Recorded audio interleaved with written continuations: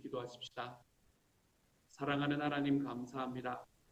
우리가 우리 아버지 앞에 나아갈 때 내 두 손을 들어서 내 아버지의 보좌를 만들 수 있게 하여 주십시오. 내가 이 땅을 살아가면서 내가 살아가는 나의 삶으로 우리가 주님을 움직여가는 교회를 만들어갈 수 있도록 도와주시니 감사합니다. 사랑하는 주님, 우리가 하나님의 교회가 된다는 것, 그것도 주님의 움직이는 교회가 된다는 것, 주님께서 주님의 소원을 조차 우리에게 말씀하신 그 말씀을 조차 우리가 우리 하나님 앞에 움직여가는 삶이라는 것, 주님, 거기에는 나의 욕망과 나의 욕심과 나의 정욕이 들어올 곳이 없다는 것, 주님, 우리의 삶에 이것이 깨달아지게 하여 주시고 사라져 볼 수 있도록 주여 도우시고 인도하여 주옵소서. 모든 말씀 우리 주님 예수님 이름으로 기도드립니다. 아멘. 아멘. 오늘부터 우리는 큰아들에 관한 이야기를 좀 하려고 합니다. 오늘부터는 큰아들에 관한 메시지를 여러분과 함께 읽고 그리고 그 큰아들에 관한 이야기를 우리가 함께 좀 나누어 보도록 하지요. 누가복음 15장 25절부터 32절까지의 말씀입니다. 우리 같이 한번 읽어보도록 하지요. 함께 읽습니다. 시작. 그런데 큰아들이 밭에 있다가 돌아오는데 집에 가까이 이르렀을 때에 음악 소리와 춤추면서 노는 소리를 듣고 종 하나를 불러서 무슨 일인지를 물어보았다. 종이 그에게 말하였다. 아우님이 집에 돌아왔습니다. 건강한 몸으로 돌아온 것을 반겨서 주인 어른께서 살진 송아지를 잡으셨습니다. 큰아들은 화가 나서 집으로 들어가려고 하지 않았다. 아버지가 나와서 그를 달랬다. 그러나 그는 아버지에게 대답하였다. 나는 이렇게 여러 해를 두고 아버지를 섬기고 있다. 아버지의 명령을 한 번도 어긴 일이 없는데 나에게는 친구들과 함께 즐기라고 염소 새끼 한 마리도 주신 일이 없습니다. 그런데 장녀들과 어울려서 아버지의 재산을 다 삼켜버린 이 아들이 오니까 그를 위해서는 살진 송아지를 잡으셨습니다. 아버지가 그에게 말하였다. 얘야, 너는 늘 나와 함께 있는 것이니 내가 가진 모든 것은 다 내 것이다. 그런데 너의 이 아우는 죽었다가 살아났고 내가 잃었다가 되찾았으니 즐기며 기뻐하는 것이 마땅하다. 아멘. 우리가 살펴보는 이 그림을 바라보고 있노라면 우리는 이 그림 속에서 한 가지의 좀 이상한 점을 발견을 할 수 있게 됩니다.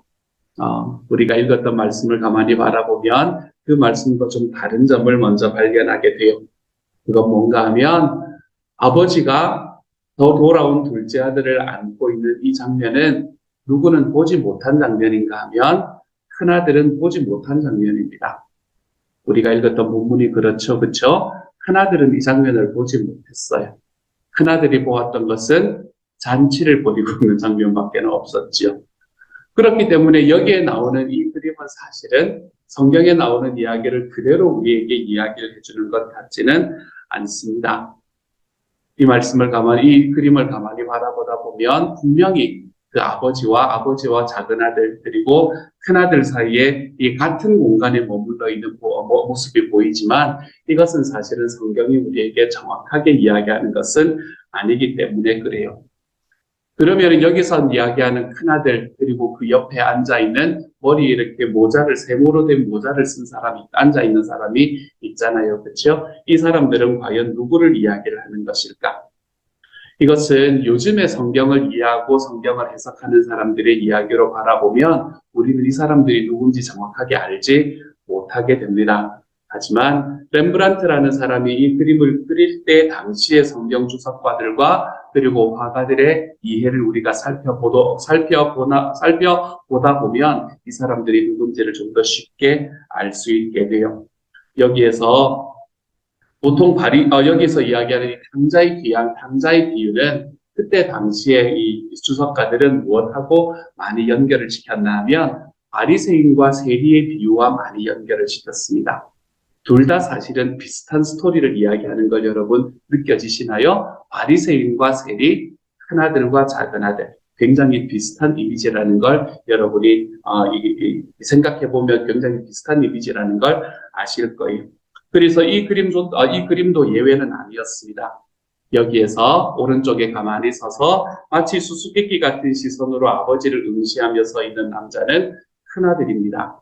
그런데 이 큰아들은 무엇을 상징하고 대표하나 하면 그때 당시에 성경에서 말하는 바리새인과 서기관들을 대표하는 사람으로 그려집니다. 하지만 그 자리에 앉은 채 마치 팔짱을 낀 것 같이 보이는 사람이 있죠. 그렇죠? 근데 저거는 사실은 팔짱을 낀 게 아니라 가슴을 치고 있는 그림입니다. 자리에 앉아서 가슴을 치면서 돌아온 작은 아들을 바라보고 있는 사람. 이 사람은 청지기를 상징을 합니다. 머리에 모자를 쓰고 있는 것이 마치 뭔가 좀 특별한 잡이 주어진 사람인 것처럼 보이죠. 그렇죠? 청지기를 상징합니다. 그리고 이 청지기로서 그는 이 바리새인과 세리 비유 중에서 죄인과 세리를 상징을 하고 있는 사람이 되는 것이죠.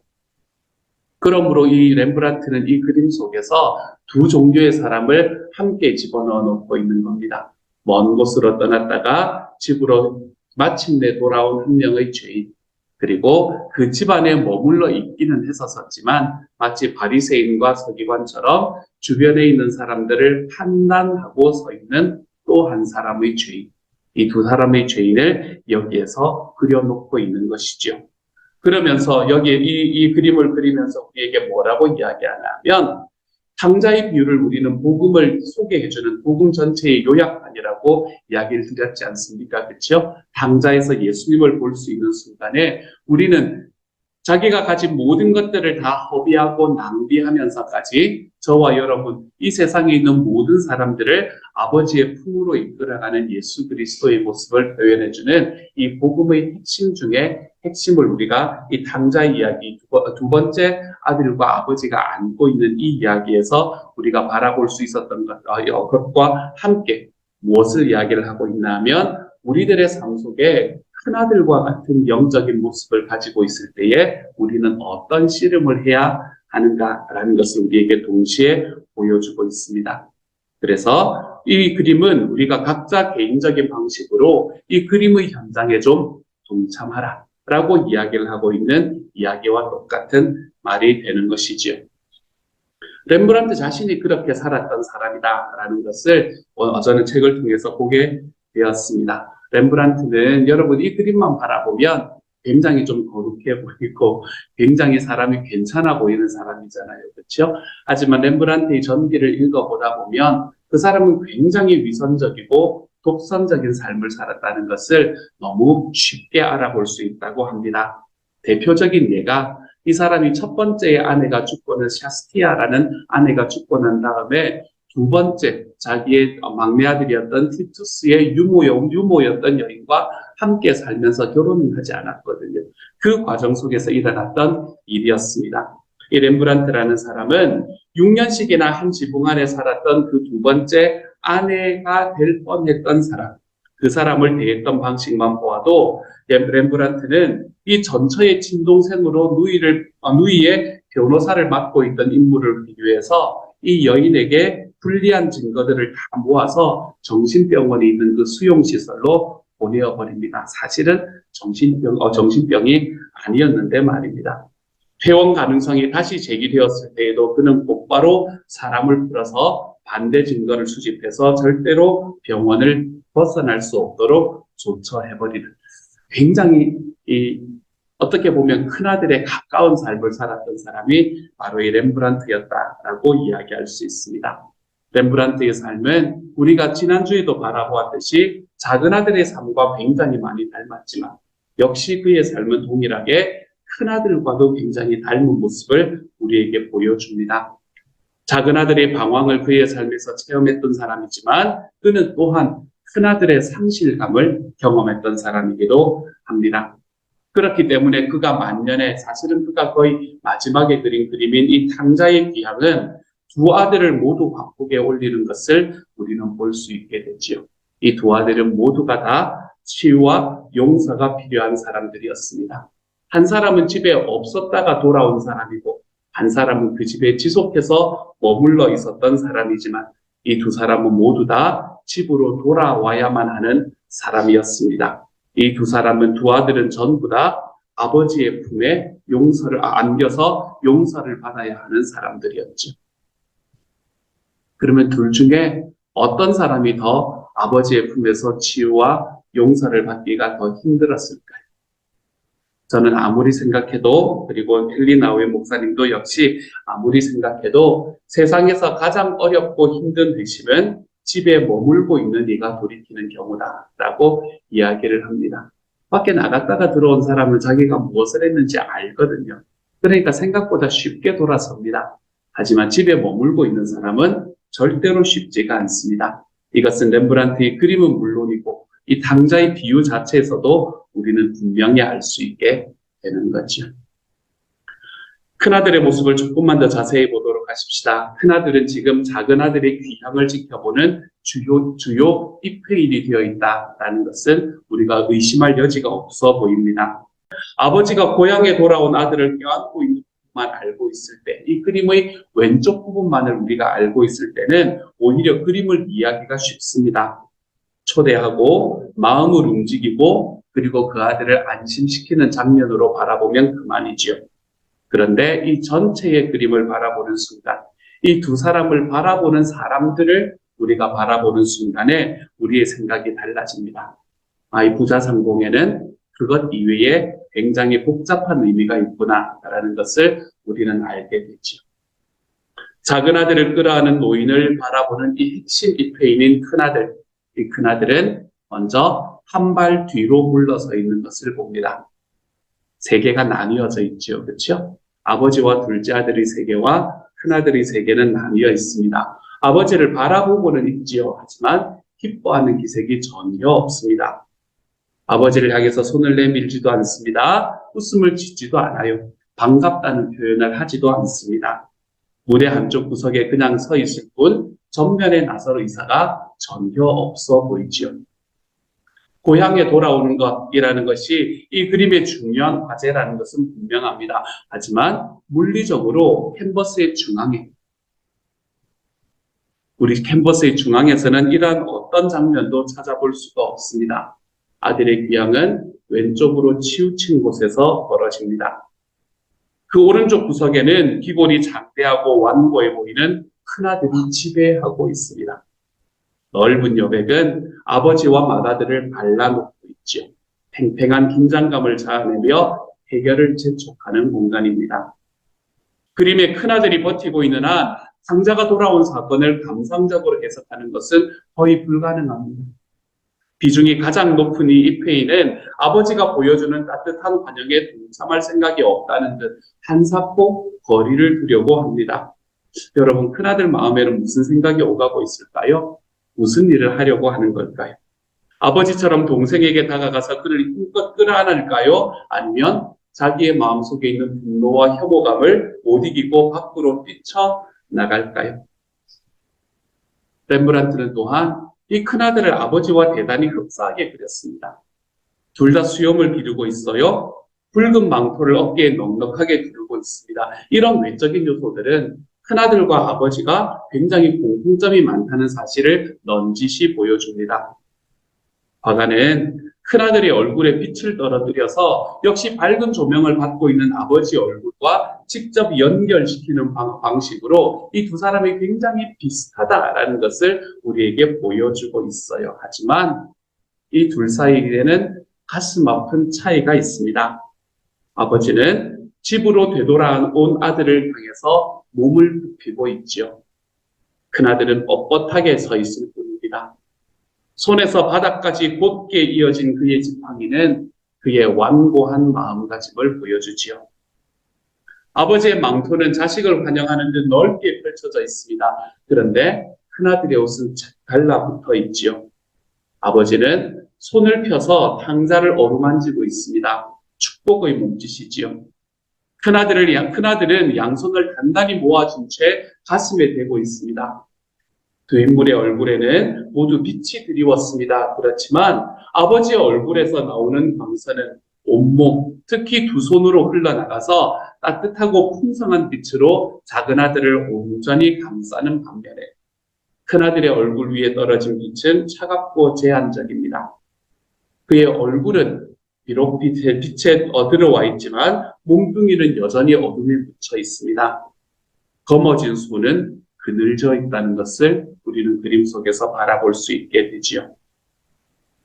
이 큰아들은 겉으로는 어른이 시키는 일을 성실하게 잘해낸 착한 아들처럼 보입니다. 하지만 그의 속내를 들여다보면 아버지로부터 멀리 떨어진 채 엉뚱한 곳을 헤매고 있습니다. 아버지를 잘 섬기고 하루하루 열심히 일하며 주어진 책임을 다했지만 큰아들은 날이 갈수록 불행하고 거기에서 자유롭게 되지를 못합니다. 특별히 첫째 아들, 칭찬을 받고 싶어 하지요. 아버지 어머니를 실망시키지 않으려고 노력합니다. 한편으로는 누군가를 기쁘게 하는 일 따위는 아랑곳하지 않고 자기 좋은 일을 마음껏 하는 동생들을 아주 어릴 때부터 부러워하는 마음을 가지고 있는 사람들도 많습니다. 그들은 스스로를 대견하게 생각합니다. 남들도 칭찬을 아끼지 않는 순종하고 효도하는 삶. 이 삶이 때로는 어깨에 짊어진 무거운 짐이 되어서 계속해서 이 사람을 짓누르는 때가 있습니다.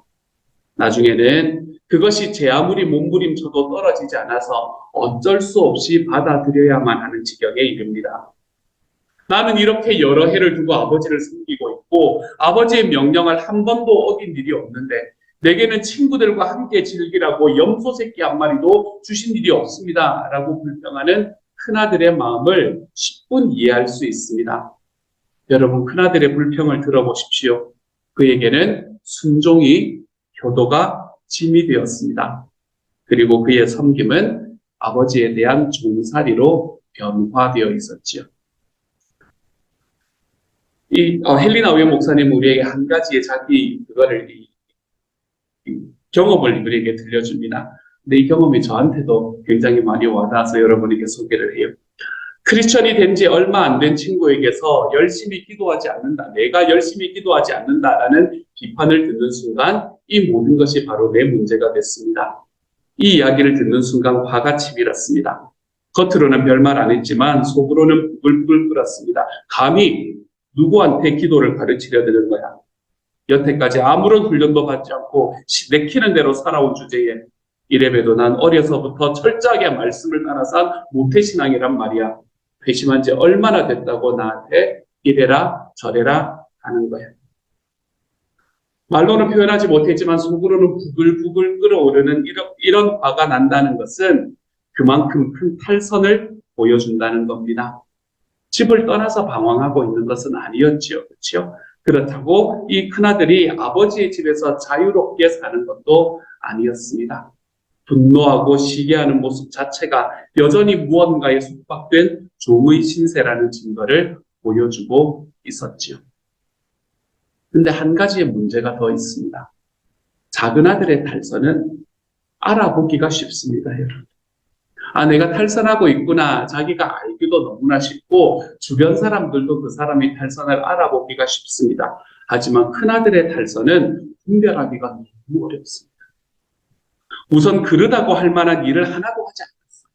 고분고분합니다. 효도를 다하고 규율을 잘 지키고 열심히 일했습니다.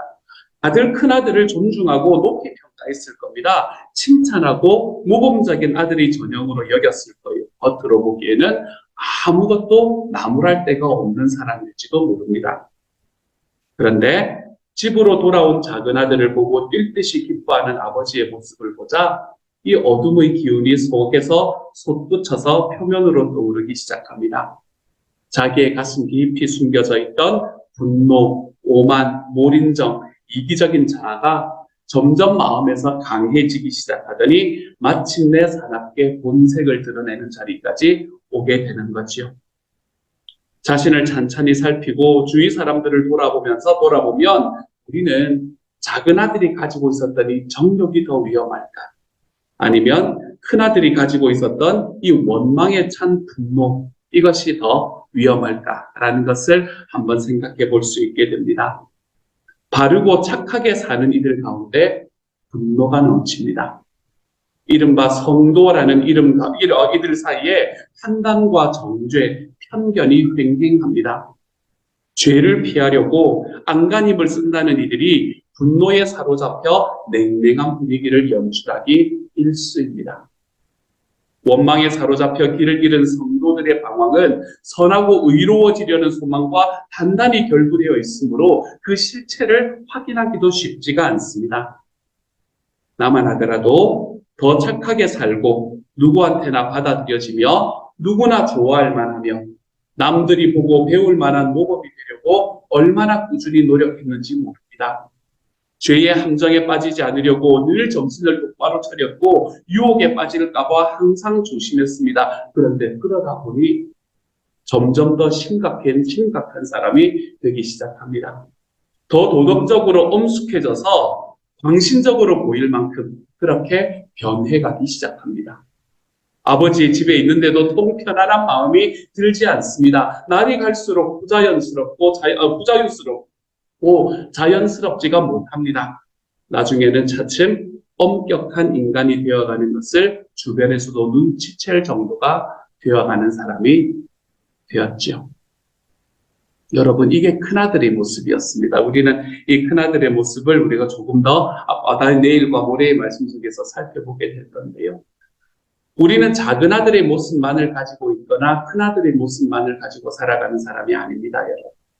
우리에게는 작은아들의 모습도 있고 큰아들의 모습도 있습니다.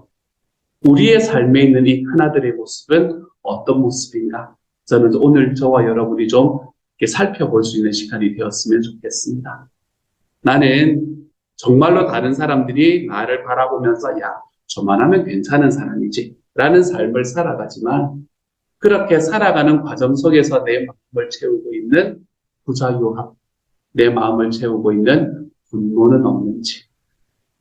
나는 내 하나님 앞에서 하나님께서 원하시는 말씀대로의 사람이 되기 위해서 온 힘을 다해서 살아가지만 내가 온 힘을 다해서 살아가기 때문에 어쩌면 더더욱 내가 내 주변 사람들에게 엄격한 사람, 부자유스러운 사람이 되어가고 있지는 않은지.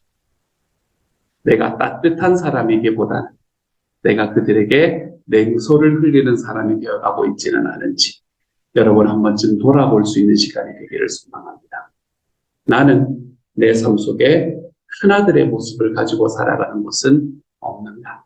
우리가 내일과 모레의 말씀 속에서 좀 더 이 큰아들의 모습을 묵상하면서 우리의 삶에 있는 그 큰아들의 실체들을 조금씩 더 발견하고 우리의 삶의 욕정보다 정욕보다 더 무서운 이 위선의 모습을 우리의 삶 속에서 좀 내려놓아 볼 수 있는 시간이 될 수 있기를 소망합니다.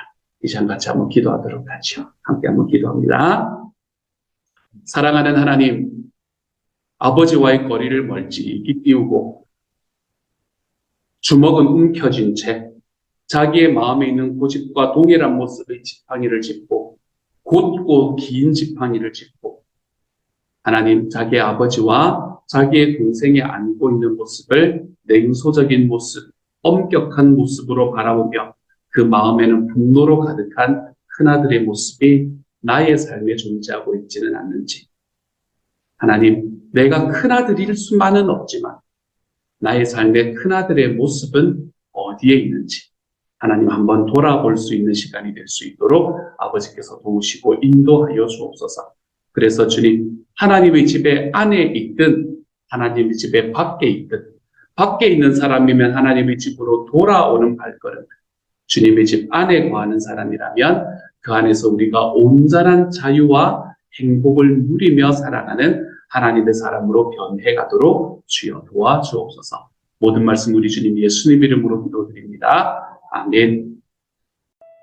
다니엘 금식 제11입니다. 비밀 양식. 나에게는 너희가 알지 못하는 먹을 양식이 있다. 요한복음 4장 32절 말씀.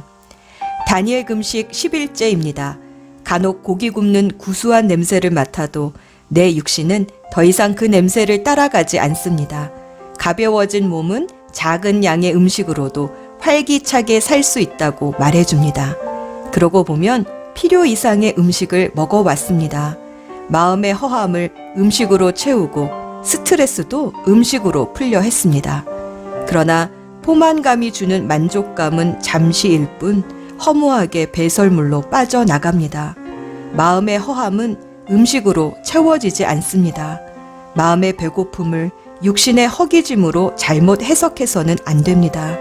마음의 배고픔은 오직 사랑으로만 채워집니다. 무한하신 하나님의 사랑만이 채우실 수 있는 것이 사람 마음의 끝없는 허기입니다. 2000년 전 사마리아 우물가의 한 여인도 배가 고팠습니다. 목이 말랐습니다. 그녀는 우물에서 물을 길어 올릴 두레와 줄이 있었지만 여전히 목이 말라서 남편을 5이나 두고 살았었습니다.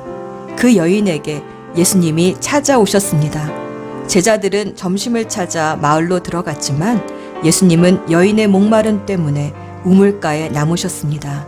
그리고 목마른 여인에게 영생에 이르게 하는 샘물을 주셨습니다. 영생의 샘물을 마신 여인은 이제 두려울 것이 없습니다. 그녀는 자신을 외면하고 비방했던 마을 사람들을 찾아가 큰 소리로 외칩니다. 나의 구세주 메시아를 만났습니다. 한 영혼이 돌아오자 예수님은 제자들이 권하는 점심 도시락을 거절하십니다. 벌써 먹을 것을 드셨나? 궁금해하는 제자들에게 말씀하십니다. 나에게는 너희가 알지 못하는 양식이 있다. 이미 배부르다고 하시는 예수님. 예수님의 비밀 양식이 무엇일까요? 예수님은 말씀하십니다. 나의 양식은 나를 보내신 분의 뜻을 행하고 그분의 일을 이루는 거란다. 요한복음 4장 34절 말씀. 잃어버린 한 영혼이 돌아오면 예수님은 먹지 않아도 배부르다 하십니다. 사람 마음은 하나님의 뜻을 행할 때 배부릅니다. 마음이 배부르면 한 끼 점심을 걸러도 괜찮습니다. 마음의 기쁨이 육신의 배고픔을 잊게 만듭니다. 마음의 배부름을 한번 경험하고 나면 이제 마음의 허기를 무엇으로 채워야 하는지 압니다. 우리 영혼이 먹고 싶은 것은 하나님의 사랑입니다. 그 사랑의 메뉴는 말씀, 기도, 찬양, 예배, 영혼 구원, 섬김과 순종이라는 진수성찬입니다. 식사 때마다 육신의 배꼽 시계가 꼬르륵거리듯 우리 영혼도 하나님의 말씀과 그 뜻에 순종하고 싶어서 꼬르륵거립니다. 마음이 무엇을 향해 배고픈지 아는 사람은 마음의 배고픔을 기름진 음식으로 채우려 하지 않습니다. 마음의 배고픔을 채우는 양식은 다른 사람은 알지 못하는 비밀 양식이기 때문입니다. 하나님과 나만 아는 비밀 양식입니다. 오늘 이 비밀 양식으로 배부릅시다. 안 먹어도 배부른 이 기쁨으로 오늘도 주님 앞에 나아갑시다. 묵상을 위한 질문. 나의 비밀 양식은 하나님의 뜻을 행하는 것입니다. 오늘 우리의 삶을 향하신 하나님의 뜻은 무엇일까요? 하나님의 뜻에 순종했을 때 마음 가득 차오르는 기쁨으로 배고픔을 이겨보셨습니까? 잠잠히 주님께 묻고 듣고 또 순종할 힘을 주십사 2분 정도 기도합시다.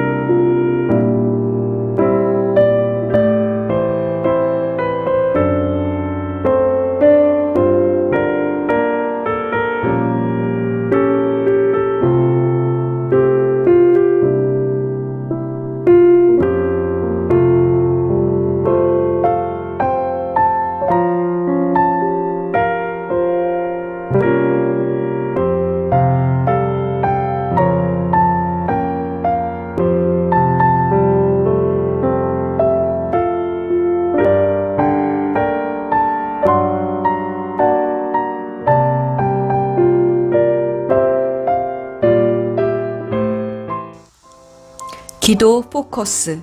오늘은 언론 및 미디어, 인터넷 세상을 아래의 기도 제목으로 2분 정도 기도합니다. 언론 및 미디어에 속한 모든 관계자들이 복음으로 변화되게 하셔서 더 패션 오브 크라이스트, 레미제라블 같은 작품들을 통해 복음화와 부흥 선교에 크게 이바지하게 하옵소서. 청소년들을 유혹하고 사회를 병들게 하는 인터넷의 음란 사이트와 자살 사이트 같은 미디어가 사라지게 하소서. 사실을 왜곡 보도하여 사회를 분열하며 선동하는 일이 없도록 언론, 미디어 매체가 공정하고 진실된 보도만을 하게 하소서. 비복음적이며 복음을 방해하는 미디어들이 하나님의 교회를 대적하지 못하게 하소서. 언론 및 미디어가 이 땅에 하나님의 나라와 평화를 이루는 도구가 되게 하소서. 인터넷 세상은 우리가 선교해야 할 또 하나의 땅끝입니다. 기도합시다.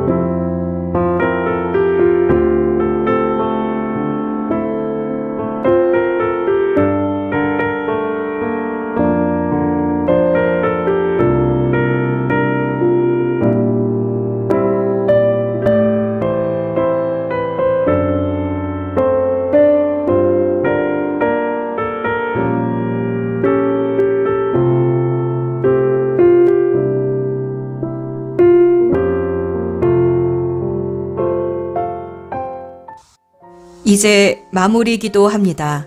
예레미야 29장 11절 말씀. 너희를 두고 계획하고 있는 일들은 오직 나만이 알고 있다. 내가 너희를 두고 계획하고 있는 일들은 재앙이 아니라 번영이다. 너희에게 미래에 대한 희망을 주려는 것이다. 우리를 향한 계획이 있으신 하나님 아버지, 그 계획이 재앙이 아니라 번영이며 미래에 대한 희망임을 믿습니다. 내 뜻대로 되지 않는다 하여 절망하지 않게 하시고 하나님의 뜻을 따름으로 열매 맺는 기쁨을 누리기 원합니다.